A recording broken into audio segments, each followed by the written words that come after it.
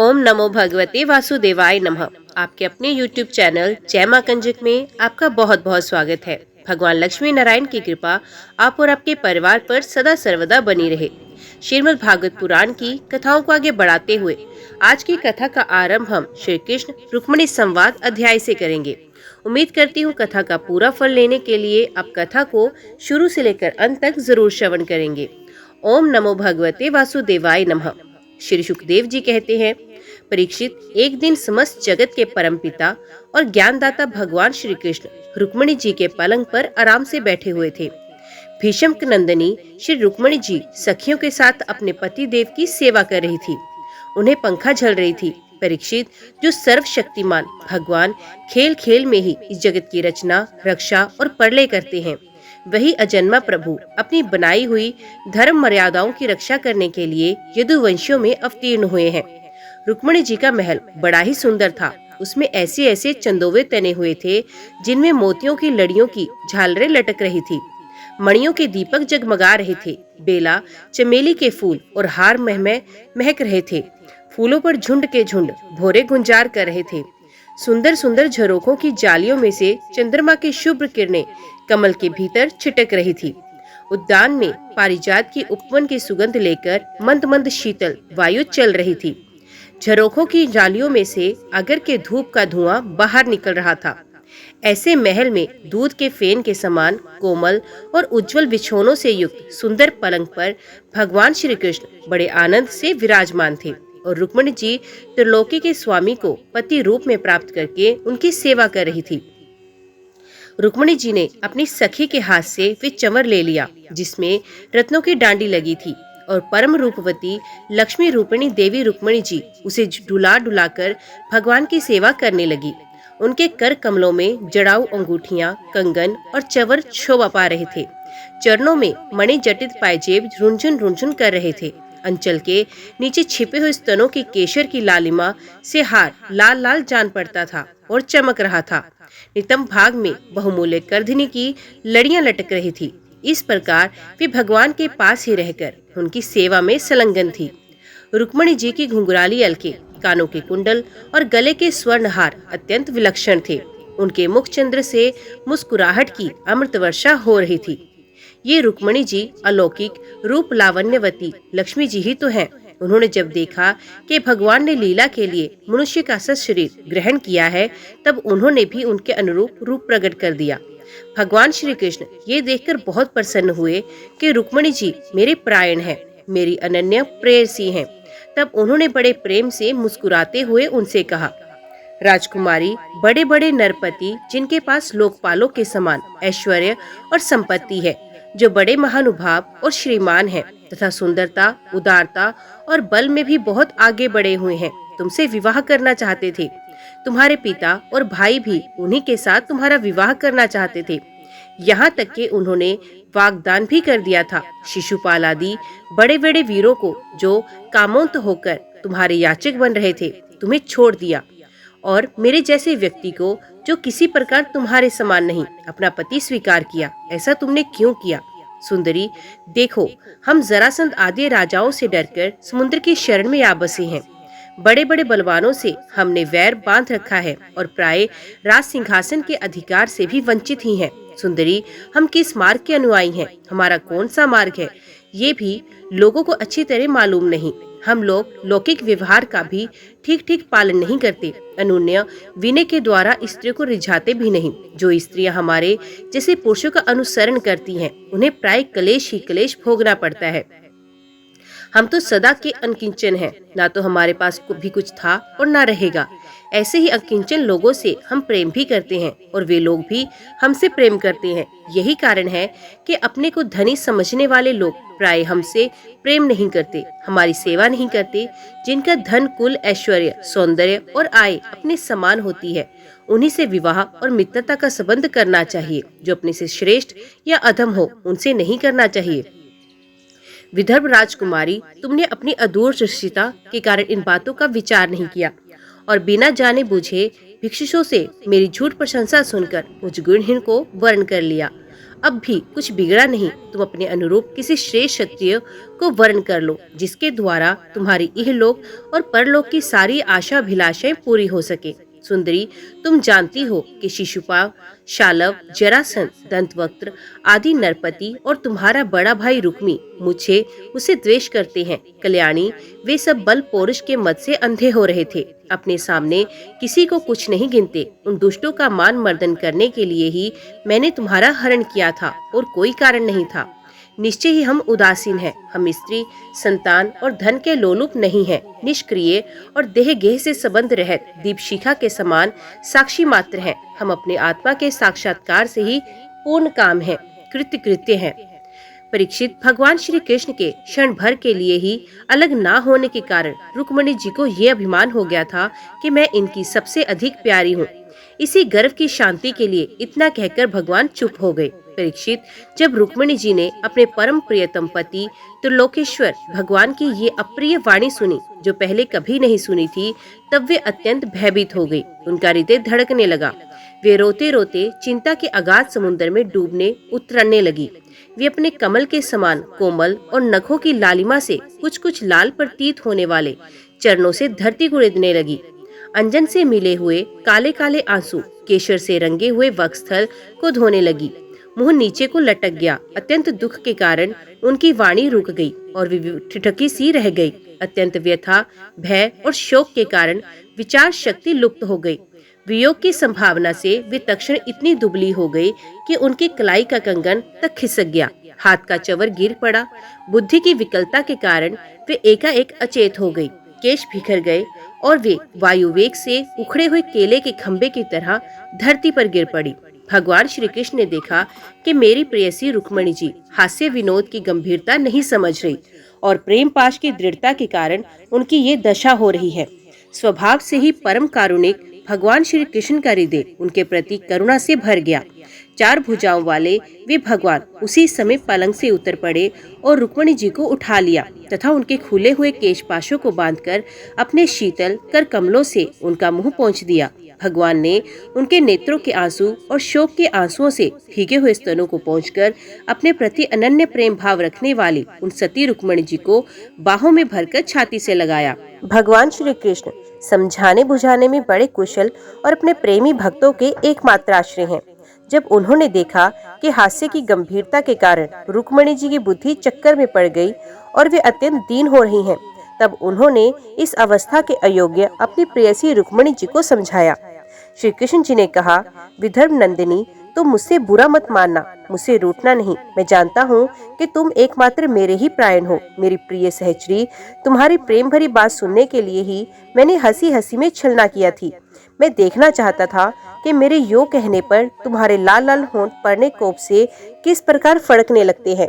तुम्हारे कटाक्ष पूर्वक देखने से नेत्रों में कैसी लाली छा जाती है और बोहें चढ़ जाने के कारण तुम्हारा मुंह कैसा सुंदर लगता है। मेरी परम प्रिय सुंदरी, घर के काम धंधों में रात दिन लगे रहने वाले गृहस्थों के लिए घर गृहस्थी में इतना ही तो परम लाभ है कि अपनी प्रिय अर्धांगिनी के साथ हास परिहास करते हुए कुछ घड़ियां सुख से बिता ली जाती हैं। श्री सुखदेव जी कहते हैं, राजन, ये भगवान श्री कृष्ण ने अपनी प्राण प्रिया को इस प्रकार समझाया बुझाया, तब उन्हें इस बात का विश्वास हो गया कि मेरे प्रियतम ने केवल परिहास में ही ऐसा कहा था। अब उनके हृदय में ये भय जाता रहा कि प्यारे हमें छोड़ देंगे। परीक्षित, अब वे सलज हास्य और प्रेम पूर्ण मधुर चितवन से पुरुष भूषण भगवान श्री कृष्ण का मुखारबिंद निरखती हुई उनसे कहने लगी, कमल नयन, आपका ये कहना ठीक है कि ऐश्वर्य आदि समस्त गुणों से युक्त अनंत भगवान के अनुरूप मैं नहीं हूँ। आपकी समानता में मैं किसी प्रकार नहीं कर सकती। कहाँ तो अपनी अखंड महिमा से स्थित तीनों गुणों के स्वामी तथा ब्रह्मा आदि देवताओं से सेवित आप भगवान, और कहाँ तीनों गुणों के अनुसार स्वभाव रखने वाली गुणमयी प्रकृति मैं, जिसकी सेवा कामनाओं के पीछे भटकने वाले अज्ञानी लोग ही करते हैं। भला मैं आपके समान कब हो सकती हूँ? स्वामिन, आपका ये कहना भी ठीक ही है कि आप राजाओं के भय से समुद्र में आ छिपे हैं, परंतु राजा शब्द का अर्थ पृथ्वी के राजा नहीं, तीनों गुण रूप राजा है। मानो आप उन्हीं के भय से अंत कर्ण रूप समुद्र में चैतन्य घन अनुभूति स्वरूप आत्मा के रूप में विराजमान रहते हैं। इसमें संदेह नहीं कि आप राजाओं से वैर रखते हैं, परंतु वे राजा कौन हैं, ये अपनी दुष्ट इंद्रियां, इनसे तो आपका वैर है ही। और प्रभु, आप राज सिंहासन से रहित हैं, ये भी ठीक है, क्योंकि आपके चरणों की सेवा करने वाले ने भी राजा के पद को घोर अज्ञान अंधकार समझकर दूर से ही दुत्कार रखा है। फिर आपके लिए तो कहना ही क्या। आप कहते हैं कि हमारा मार्ग स्पष्ट नहीं और हम लौकिक पुरुषों जैसा आचरण भी नहीं करते। ये बात भी निस्संदेह सत्य है, क्योंकि जो ऋषि मुनि आपके पाद पद्मों का मकरंद रस सेवन करते हैं, उनका मार्ग भी अस्पष्ट रहता है और विश्व में उलझे हुए नर पशु उसका अनुमान भी नहीं लगा सकते। और हे अनंत, आपके मार्ग पर चलने वाले आपके भक्तों की भी चेष्टाएं अब प्राय अलौकिक ही होती हैं। तब समस्त शक्तियों और ऐश्वर्यों के आश्रय आपकी चेष्टाएं अलौकिक हों, इसमें तो कहना ही क्या। आपने अपने को अकिंचन बतलाया, परंतु आपकी अकिंचनता दरिद्रता नहीं है। उसका अर्थ ये है कि आपके अतिरिक्त और कोई वस्तु न होने के कारण आप ही सब कुछ है, आपके पास रखने के लिए कुछ नहीं। परंतु जिन ब्रह्मा आदि देवताओं की पूजा सब लोग करते हैं, भेंट देते हैं, वही लोग आपकी पूजा करते हैं। आप उनके प्यारे हैं और वे आपके प्यारे हैं। जो लोग अपनी ध्यानता के अभिमान से अंधे हो रहे हैं, इंद्रियों को तृप्त करने में ही लगे रहते हैं, वे ना तो आपका भजन सेवन ही करते हैं और ना तो ये जानते हैं कि आप मृत्यु के रूप में उनके सर पर सवार हैं। जगत में जीव के लिए जितने भी वांछनीय पदार्थ हैं, धर्म, अर्थ, काम और मोक्ष, उन सब के रूप में आप ही प्रकट है। आप समस्त वृत्तियों, प्रवृत्तियों, साधनों, सिद्धियों और साध्यों के फल स्वरूप हैं। विचारशील पुरुष आपको प्राप्त करने के लिए ये सब कुछ छोड़ देते हैं। भगवान, उन्हीं विवेकी पुरुषों का आपके साथ संबंध होना चाहिए। जो लोग स्त्री पुरुष के सहवास से प्राप्त होने वाले सुख या दुख के वशीभूत हैं, वे कदापि आपका संबंध प्राप्त करने के योग्य नहीं। ये ठीक है कि भिक्षुकों ने आपकी प्रशंसा की है, परंतु किन भिक्षुकों ने, उन परम शांत सन्यासी महात्माओं ने आपकी महिमा और प्रभाव का वर्णन किया, जिन्होंने अपराधी से अपराधी व्यक्ति को भी दंड ना देने का निश्चय कर लिया। मैंने अदूरदर्शिता से नहीं, इस बात को समझते हुए आपको वर्ण किया है कि आप सारे जगत की आत्मा है और अपने प्रेमियों को आत्मदान करते हैं। मैंने जानबूझकर उन ब्रह्मा और देवराज इंद्र आदि का भी इसलिए परित्याग किया कि आपकी बोहों के इशारे से पैदा होने वाला काल अपने वेग से उनकी आशाभिलाषाओं पर पानी फेर देता है।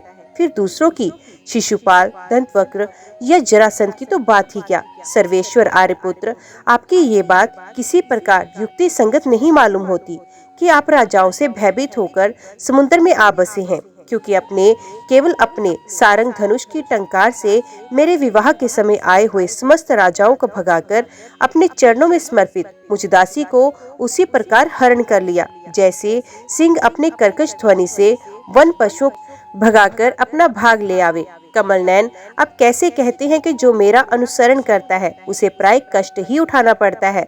प्राचीन काल के अंग पृथु, भरत, याति और गय आदि जो बड़े बड़े राजराजेश्वर अपना अपना एक छत्र साम्राज्य छोड़कर आपको पाने की अभिलाषा से तपस्या करने वन में चले गए थे, वे आपके मार्ग का अनुसरण करने के कारण क्या किसी प्रकार का कष्ट उठा रहे हैं। आप कहते हैं कि तुम और किसी राजकुमार का वर्ण कर लो। भगवान, आप समस्त गुणों के एकमात्र आश्रय हैं। बड़े बड़े संत आपके चरण कमलों की सुगंध का बखान करते रहते हैं। उसका आश्रय लेने मात्र से लोग संसार के पाप ताप से मुक्त हो जाते हैं। लक्ष्मी सर्वदा उन्हीं में निवास करती है। फिर आप ही बताइए कि अपने स्वार्थ और परमार्थ की भली भांति समझने वाली ऐसी कौन सी स्त्री है जिसे एक बार उन चरण कमलों की सुगंध सूंघने को मिल जाए और फिर वे उनका तिरस्कार करके ऐसे लोगों को वर्ण करे जो सदा मृत्यु, रोग, जन्म, जरा आदि भयों से युक्त हैं। कोई भी बुद्धिमती स्त्री ऐसा नहीं कर सकती। प्रभु, आप सारे जगत के एकमात्र स्वामी हैं। आप ही इस लोक और परलोक में समस्त आशाओं को पूर्ण करने वाले एवं आत्मा है। मैंने आपको अपना अनुरूप समझकर ही वर्ण किया। मुझे अपने कर्मों के अनुसार विभिन्न योनियों में भटकना पड़ा, इसकी मुझको परवाह नहीं। मेरी एकमात्र अभिलाषा यही है कि मैं सदा अपना भजन करने वालों का मिथ्या संसार भ्रम निवृत्त करने वाले तथा उन्हें अपना स्वरूप तक दे डालने वाले आप परमेश्वर के चरणों की शरण में रहूं। अच्युत, शत्रुसूदन, गधों के समान घर का बोझा ढोने वाले, बैलों के समान गृहस्थी के व्यापारों में जुटे रहकर कष्ट उठाने वाले, कुत्तों के समान तिरस्कार सहने वाले, बिलाव के समान कृपण और हिंसक तथा कृत दासों के समान स्त्री की सेवा करने वाले, शिशुपाल आदि राजा लोग जिन्हें वर्ण करने के लिए आपने मुझे संकेत किया, उसी अभागिन स्त्री के पति हों जिनके कानों में भगवान शंकर, ब्रह्मा आदि दिवेश्वरों की सभा में गाई जाने वाली आपकी लीला कथा ने प्रवेश नहीं किया।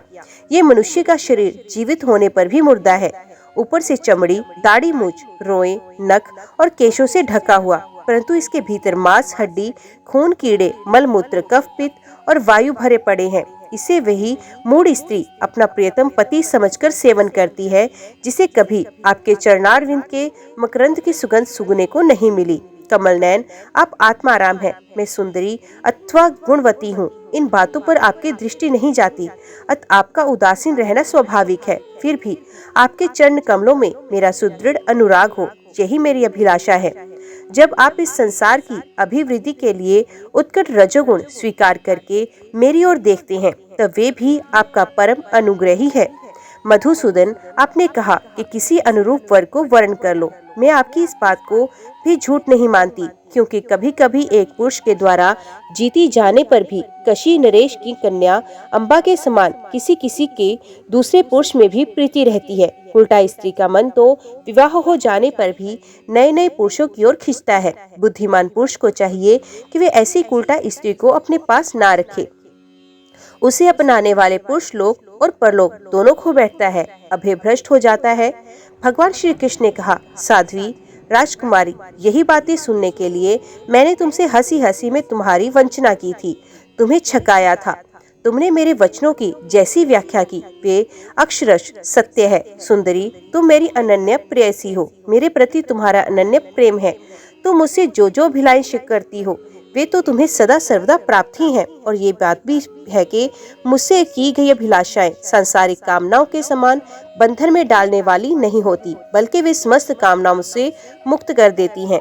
पुण्यमयी प्रिय, मैंने तुम्हारा प्रति प्रेम और पातिव्रत्य भी भली भांति देख लिया।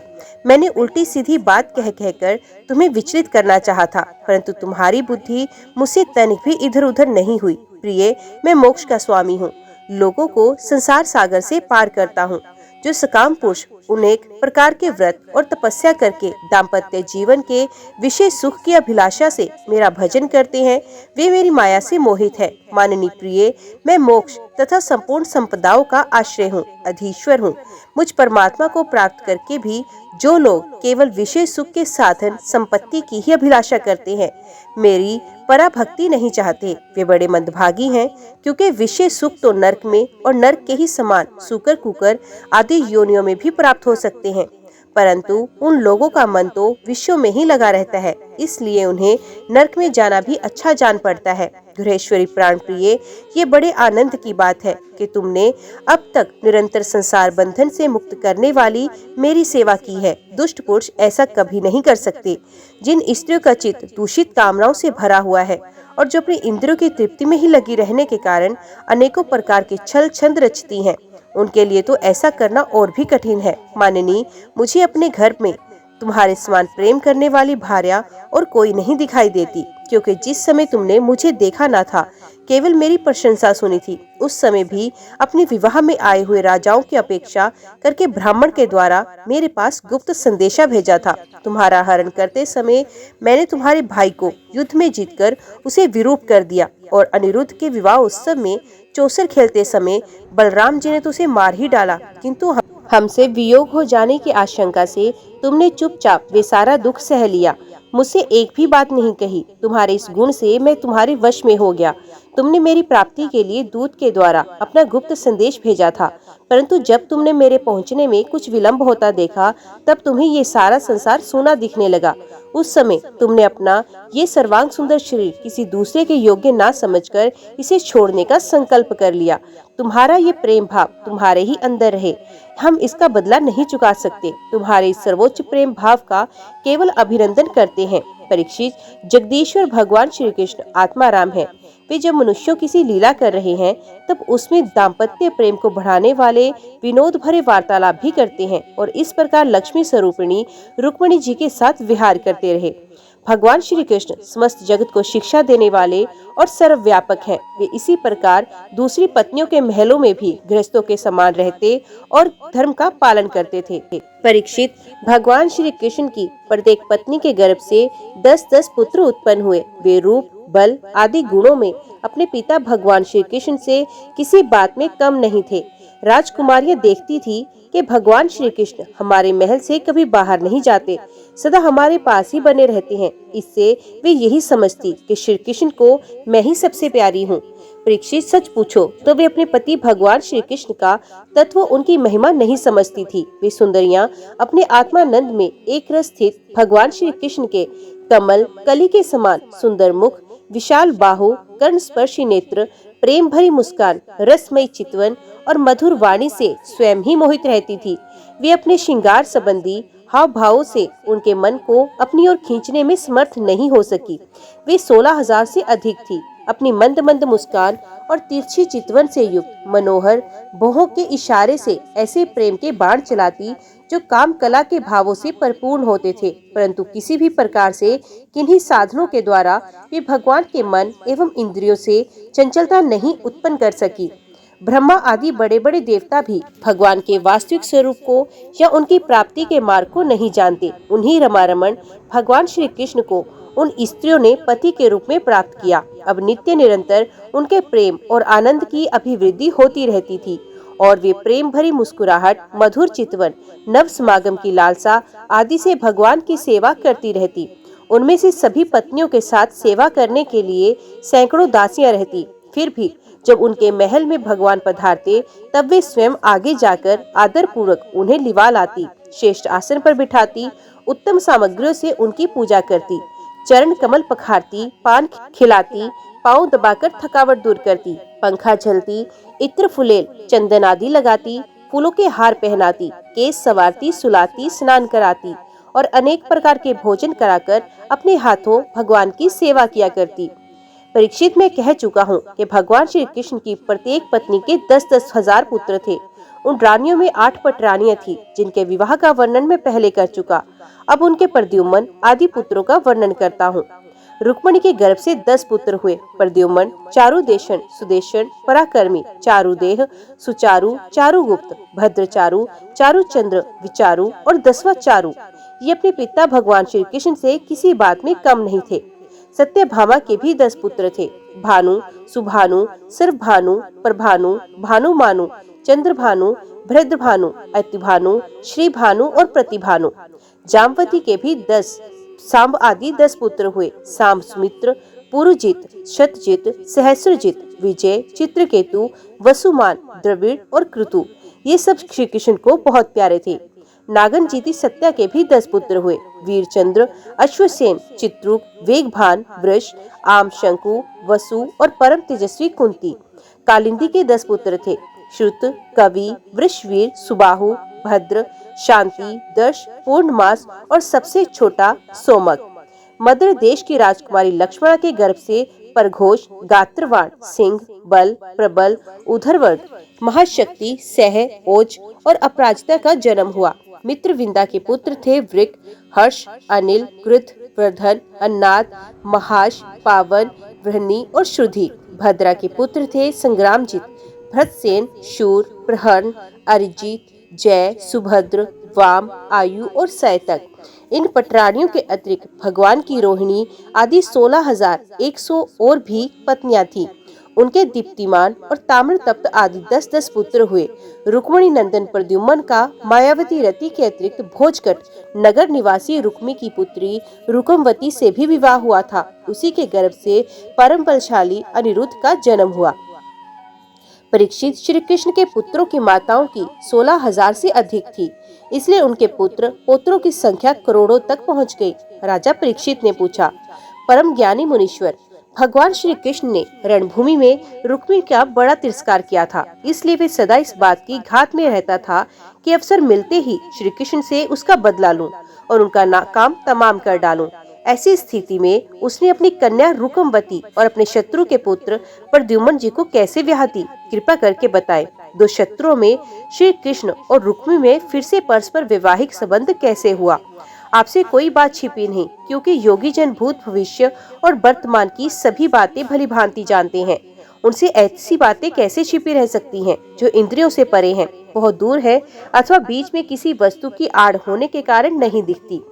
परीक्षित, प्रद्युम्न जी मूर्तिमान कामदेव थे। उनके सौंदर्य और गुणों पर रीझकर रुकमवती ने स्वयंवर में उन्हीं को वरमाला पहना दी। प्रद्युम्न जी ने युद्ध में अकेले ही वहां इकट्ठे हुए नरपतियों को जीत लिया और रुकमवती को हर लाए। यद्यपि भगवान श्री कृष्ण से अपमानित होने के कारण रुक्मी के हृदय की क्रोधाग्नि शांत नहीं हुई थी। वे अभी उनसे वैर गांठे हुए थे। फिर भी अपनी बहन रुक्मिणी को प्रसन्न करने के लिए उसने अपने भांजे प्रद्युम्न को अपनी बेटी ब्याही। परीक्षित, 10 पुत्रों के अतिरिक्त रुक्मिणी जी के एक परम सुंदरी बड़े बड़े नेत्र वाली कन्या थी। उसका नाम था चारुमती। कृतवर्मा के पुत्र बलि के साथ उसके साथ विवाह हुआ। परीक्षित, रुक्मी का भगवान श्री कृष्ण के साथ पुराना वैर था। फिर भी अपनी बहन रुक्मिणी को प्रसन्न करने के लिए उसने अपनी पौत्री रोचना का विवाह रुक्मिणी के पुत्र अपने नाती दोहित्र अनिरुद्ध के साथ किया। यद्यपि रुक्मी को इस बात का पता था कि इस प्रकार का विवाह संबंध धर्म के अनुकूल नहीं, फिर भी स्नेह बंधन में बंधकर उसने ऐसा किया। अनिरुद्ध के विवाह उत्सव में सम्मिलित होने के लिए भगवान श्री कृष्ण, बलराम जी, रुक्मिणी जी, प्रद्युम्न, सांब आदि द्वारकावासी भोजकट नगर में पधारे। जब विवाह उत्सव निर्विघ्न समाप्त हो गया, तब कलिंग नरेश आदि घमंडी नरपतियों ने रुक्मी से कहा कि तुम बलराम जी को पासों के खेल में जीत लो। राजन, बलराम जी को पासे डालने तो आते नहीं, परंतु उन्हें खेलने का बहुत बड़ा व्यसन है। उन लोगों के बहकाने से रुक्मी ने बलराम जी को बुलवाया और वे उनके साथ चौसर खेलने लगा। बलराम जी ने पहले 100, फिर 1000 और इसके बाद 10,000 मोहरों का दांव लगाया। उन्हें रुक्मी ने जीत लिया। रुक्मी की जीत होने पर कलिंग नरेश दांत दिखाकर ठहाका लगाकर बलराम जी की हंसी उड़ाने लगे। बलराम जी से ये हंसी सहन नहीं हुई, वे कुछ चिढ़ गए। इसके बाद रुक्मी ने 1,00,000 मोहरों का दांव लगाया। उसे बलराम जी ने जीत लिया, परंतु रुक्मी धूर्तता से कहने लगा, मैंने जीता है। इस पर श्रीमान बलराम जी क्रोध से तिलमिला उठे। उनके हृदय में इतना क्षोभ हुआ मानो पूर्णिमा के दिन समुद्र में ज्वार आ गया हो। उनके नेत्र एक तो स्वभाव से ही लाल लाल थे, दूसरे अत्यंत क्रोध के मारे वे और भी दहक उठे। अब उन्होंने 10 करोड़ मोहरों का दांव रखा। इस बार भी द्वितीय नियम के अनुसार बलराम जी की ही जीत हुई, परंतु रुक्मी ने छल करके कहा, मेरी जीत है। इस विषय के विशेषज्ञ कलिंग नरेश आदि सभासद इसका निर्णय कर दें। उस समय आकाशवाणी ने कहा, यदि धर्मपूर्वक कहा जाए तो बलराम जी ने ही ये दांव जीता है। रुक्मी का ये कहना सरासर झूठ है कि उसने जीता है। एक तो रुक्मी के सर पर मौत सवार थी और दूसरे उसके साथी दुष्ट राजाओं ने भी उसे उभार रखा था। इससे उसने आकाशवाणी पर कोई ध्यान नहीं दिया और बलराम जी की हंसी उड़ाते हुए कहा, बलराम जी, आखिर आप लोग वन वन भटकने वाले ग्वाले ही तो ठहरे। आप पासा खेलना क्या जाने, पासों और बाणों से तो केवल राजा लोग ही खेला करते हैं, आप जैसे नहीं। रुक्मी के इस प्रकार आक्षेप और राजाओं के उपहास करने पर बलराम जी क्रोध से आग बबूला ही थे। उन्होंने एक मुदगर उठाया और उस मांगलिक सभा में ही रुक्मी को मार डाला। पहले कलिंग नरेश दांत दिखाकर हंसता था, अब रंग में भंग देखकर वहां से भागा, परंतु बलराम जी ने 10 ही कदम पर उसे पकड़ लिया और क्रोध से उसके दांत तोड़ डाले। बलराम जी ने अपने मुदगर की चोट से दूसरे राजाओं की बाह, जांघ और सर आदि तोड़ फोड़ डाले। वे खून से लथपथ और भयभीत होकर वहां से भागते बने। परीक्षित, भगवान श्री कृष्ण ने ये सोचकर कि बलराम जी का समर्थन करने से रुक्मिणी जी अप्रसन्न होंगी और रुक्मी के वध को बुरा बतलाने से बलराम जी रुष्ट होंगे, अपने साले रुक्मी की मृत्यु पर भला बुरा कुछ भी नहीं कहा। इसके बाद अनिरुद्ध जी का विवाह और शत्रु का वध दोनों प्रयोजन सिद्ध हो जाने पर भगवान के आश्रित बलराम जी आदि यदुवंशी नव विवाहिता दुल्हन रोचना के साथ अनिरुद्ध जी को श्रेष्ठ रथ पर चढ़ाकर भोजकट नगर से द्वारकापुरी को चले गए। ओम नमो भगवते वासुदेवाय नमः। आज की वीडियो में इतना ही। उम्मीद करती हूँ वीडियो आपको पसंद आई होगी। वीडियो पसंद आई हो तो वीडियो को लाइक और चैनल को सब्सक्राइब जरूर कीजिएगा। जय श्री हरि लिखकर कमेंट बॉक्स में अपनी हाजिरी और अपने सुझाव देना ना भूलिएगा। तो मिलते हैं अगले अध्याय के साथ, तब तक के लिए देखते व सुनते रहिए। जय मां कंजक, जय माता दी।